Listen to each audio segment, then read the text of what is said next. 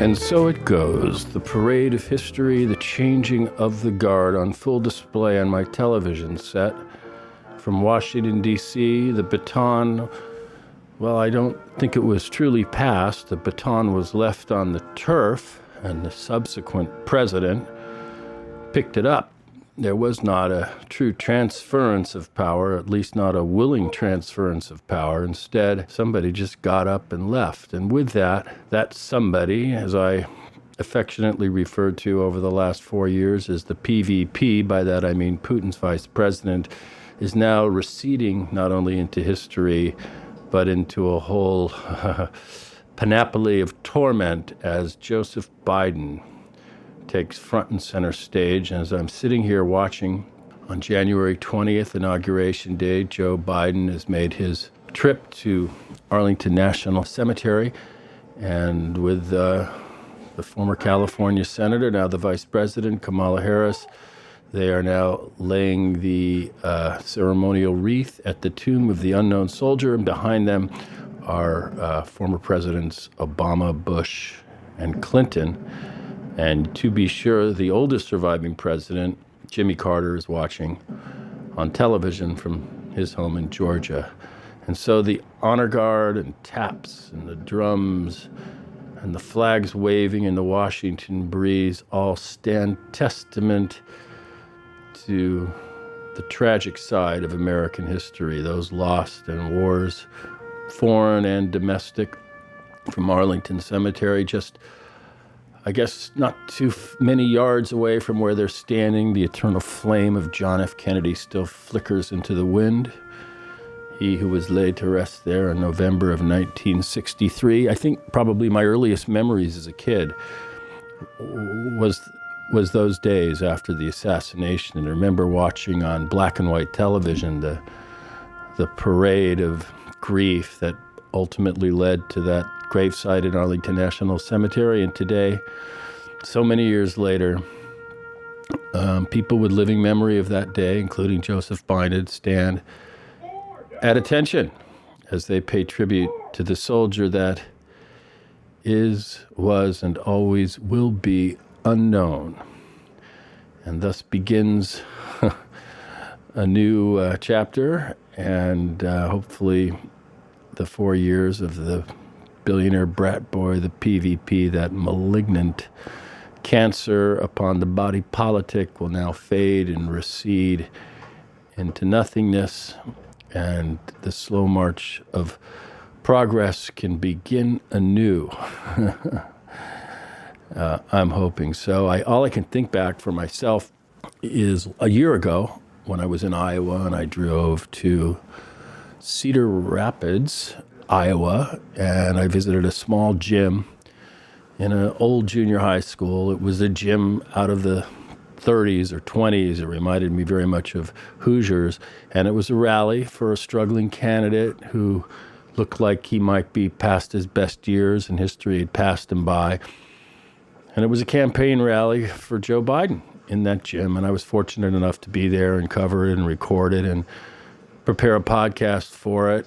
And he very much gave the same speech there, in large measure, that he did today on the inaugural platform. It was a speech that reminded me, it was fitting that it was in a gym because he reminded me of a coach giving a speech at halftime for a team that was behind. You can do it. We can do this. You know, if we put our minds to it. It wasn't a speech that ranked up there with some of the great oratory in political history. I think of Franklin Roosevelt or Winston Churchill or John F. Kennedy and, of course, Barack Obama. But it had something else. It had something that was authentic and real, and felt like I was in the locker room in high school with my uniform on, itching to get into the game and kick some ass. And there was the coach I wanted to impress. That was the feeling I got in that gym in Cedar Rapids, Iowa, a year ago in preparation of the caucuses with a struggling candidate whose fate or destiny certainly wasn't at all clear. As a matter of fact, he lost in Iowa, and it was unclear what would happen to him. He might quit even, but he didn't. And I marched on to South Carolina a few weeks later, and that's where I saw the tide turn. One afternoon on the primary election day, I ventured up to a place called Browns Ferry, South Carolina, which was in the heart of the historic Black Belt, the cradle of slavery in South Carolina, a few hours from Charleston in the Low Country, where King Cotton ruled supreme. And I showed up at a small schoolhouse, which was a precinct, and I interviewed folks, and they all came out for Joe. They were black folks from the country.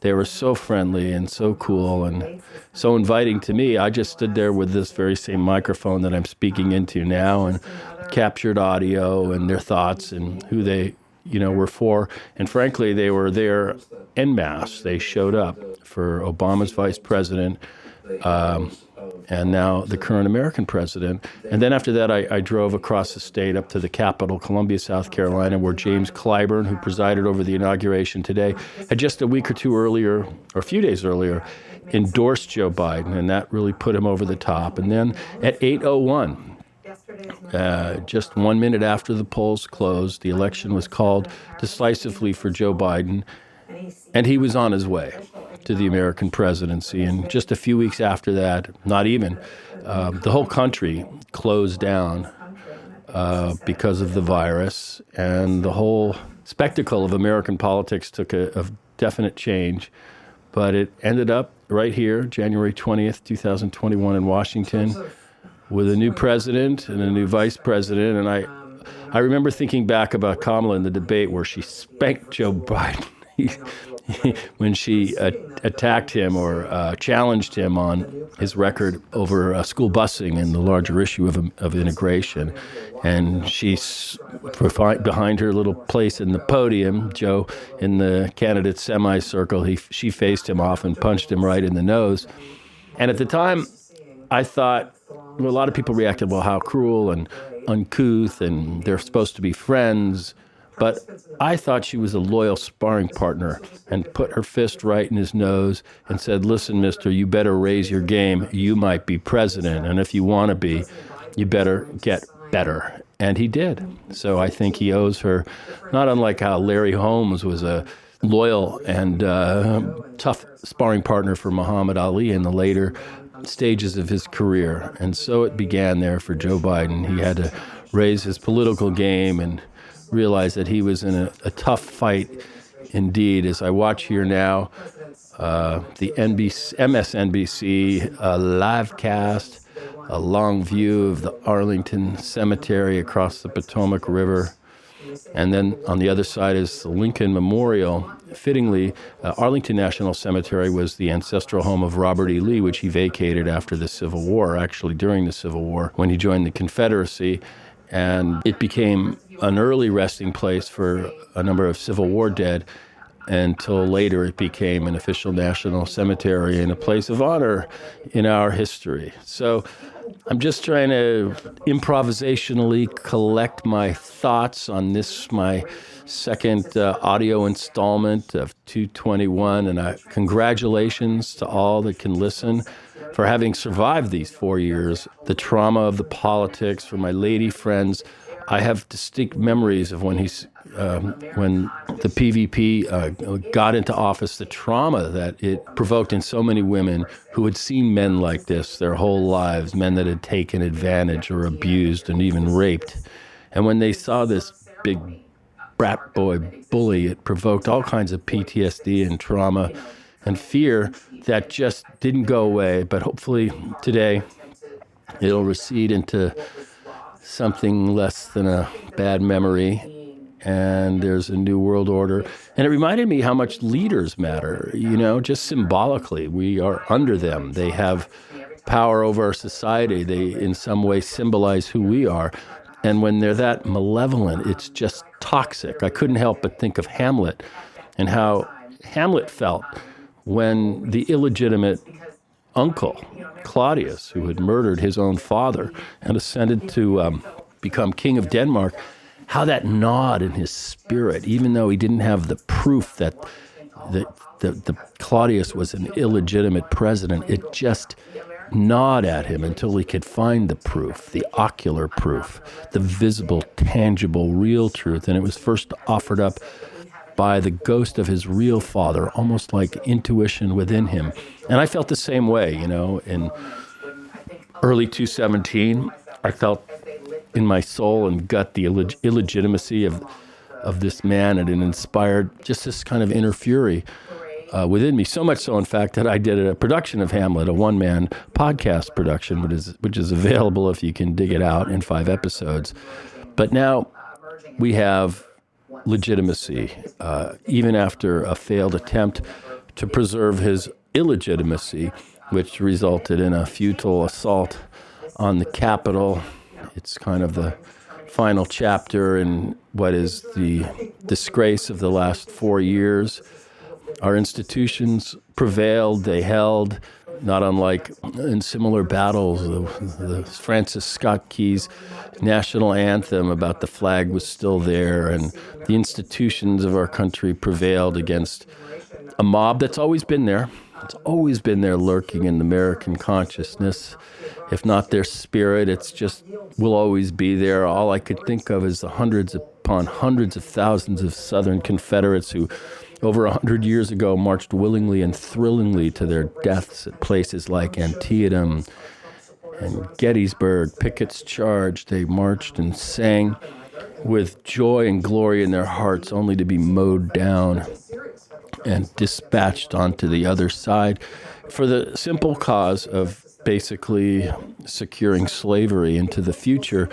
But in spite of a close call, they failed, and the slow march of progress and Reconstruction and Jim Crow, just the full weight of our history, you can just feel it and see it and smell it. It's there right now as I look at the television screen at Arlington National Cemetery, knowing that it was Robert E. Lee's home, where he had slaves going back to the time of George Washington and before. And now here in 2021, we have a fresh chance at hope and recovery and health. So that's my wish to all of you. This is a short little inaugural day installment from your Rebel Without Applause. That's me, Bill Kalmanson. I urge you, if you get a chance, to check out a video I just created called The Children. It's about the handful of young sit-in kids who in 1960 were mentored in the teachings of Mahatma Gandhi and put those disciplines to the test. And when they did, they invented a decade and transformed a nation. And I feel like their spirit lives today. And hopefully things will be better. So till next time, namaste, shalom, and aloha on Inauguration Day, January 20, 2021. Namashaloha.